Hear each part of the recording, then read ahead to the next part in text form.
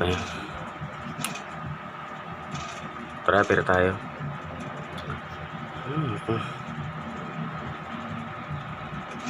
Hindi na ako makabili ng bagong brief.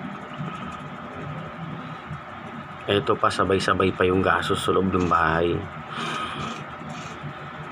Nasira yung isang electric fan. Nasira din yung centralized na aircon ko. Putang.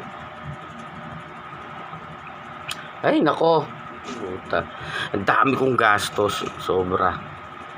Ano ba nangyari? Pumasok lang yung taon, nagkaganto na ako.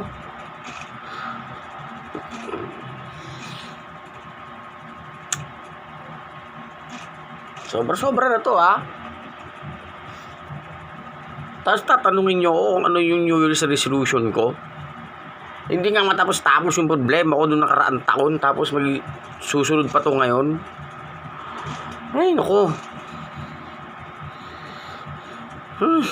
Tara, tapir tayo.